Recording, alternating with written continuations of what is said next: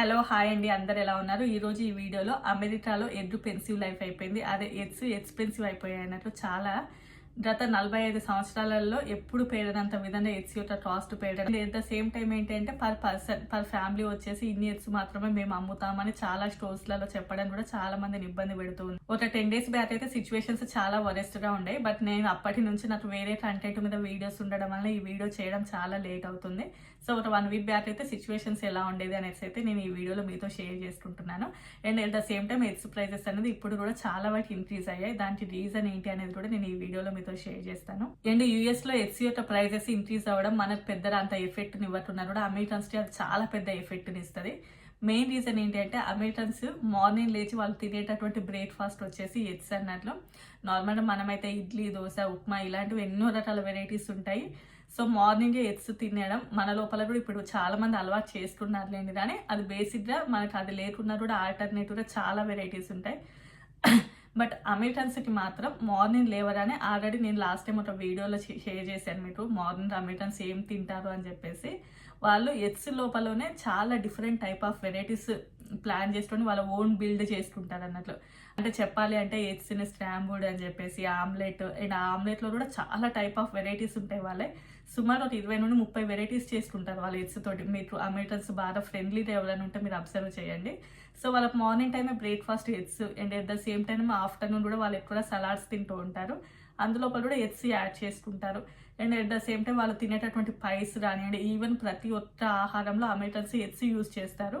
So అందువలన eggs expensive అవ్వడం అనేది ఇప్పుడు అమెరికాలో వాళ్ళకి చాలా ఇబ్బంది అన్నట్లు. నెక్స్ట్ థింగ్ ఏంటంటే నవంబర్ ఆ టైంలో $3.1, $3.2 అలా ఉన్నది. ఆబ్వియస్లీ $6, $7 అలా పెరగడం.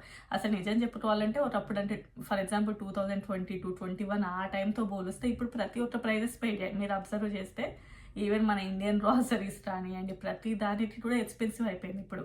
నేను ఆల్మోస్ట్ ఇంకొక వీడియోలో మీతో షేర్ చేస్తాను. అసలు నేను అబ్జర్వ్ చేసింది ఒక 2 years బ్యాక్ ఇప్పటికి అసలు ఎంత పెరిగాయని కూడా. సో ఇంకా దీని వల్ల ఏంటంటే అమెరికాలో చాలా వరకు ఇన్ఫ్లేషన్ పెరిగింది. ఇన్ఫ్లేషన్ అంటే కాస్ట్ ఆఫ్ లివింగ్ చాలా వరకు ఎక్స్పెన్సివ్ అయిపోయింది అని చెప్పి చాలా మంది చెబుతూ ఉన్నారు. నార్మల్ ఒకప్పుడు 2021 ఆ టైం లోపల $6, $7 ఉన్నది. ఇప్పుడు ఆల్మోస్ట్ బాక్స్ వచ్చేసి $30, $31 అలా ఉంటుంది.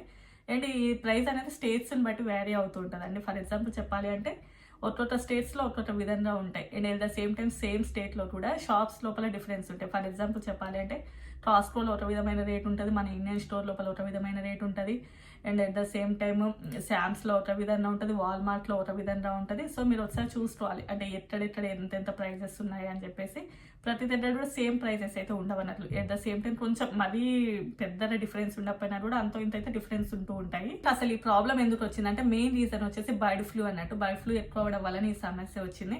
And at the same time normal eggs యొక్క ప్రైజెస్, ఆర్గానిక్ ఎగ్స్ యొక్క ప్రైజెస్ అనేది సేమ్ ఉండడం అన్నట్టు.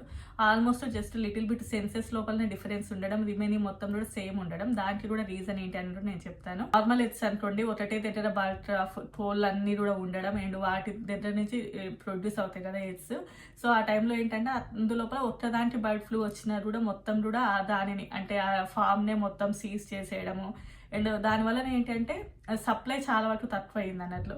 And at the same time ఆ బర్డ్ ఫ్లూ ఎక్కువ రావడం వలన చాలా ఫార్మ్స్ని క్లోజ్ చేయడం వలన ఒక చోటి నుండి ఇంకొక చోటికి ఎగ్స్ని ట్రాన్స్పోర్ట్ చేయడం, దాని యొక్క ప్రైజెస్ అండ్ వాటికి కావాల్సినటువంటి జాగ్రత్తలు తీసుకోవడం, వీటి వలన ఏంటంటే కొంచెం వాటి యొక్క ప్రైస్ అయితే చాలా వరకు ఎక్స్పెన్సివ్ అయిపోయింది.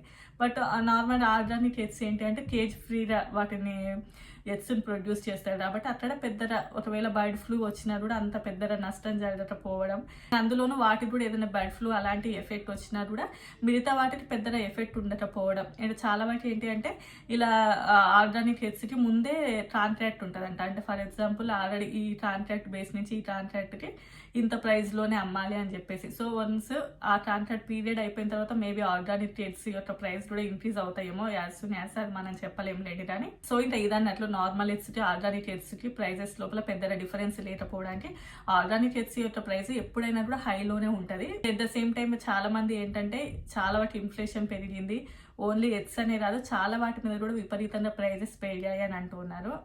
నేను విపరీతంగా అయితే నేను పెద్దగా అబ్జర్వ్ చేయలేదు లేని కానీ వెజిటేబుల్స్ అంటే ఫర్ ఎగ్జాంపుల్ ఉల్లిగడ్డలు కానివ్వండి, వంకాయలు ఇలాంటివి ఫర్ మెక్సికో నుంచి అట్లా నుంచి వస్తాయి కదా, వాటి మీద కూడా కొంచెం ప్రైజెస్ అయితే ఇంక్రీజ్ అయ్యాయి.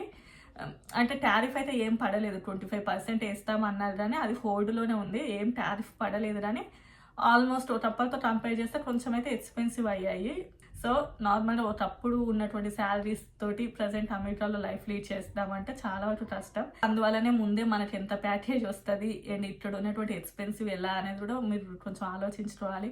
అమెరికా పోతేనే సరిపోతుంది అని అనుకుంటే మాత్రం అది చాలా పెద్ద ఇబ్బంది అన్నట్టు. ప్రజెంట్ ఉన్న సిచ్యువేషన్స్ లోపల చాలా పెద్ద పెద్ద కంపెనీస్ కూడా 85-75కే యాక్సెప్ట్ చేస్తున్నారని వింటూ ఉన్నాను. కానీ ఇంకా అదంతా డిఫరెంట్ స్టోరీ. కానీ ఈ వీడియో అయితే ఇంతే. వీడియో నచ్చితే తప్పకుండా లైక్ చేయండి, కొత్తగా చూస్తుంటే సబ్స్క్రైబ్ చేసుకోండి. Bye bye.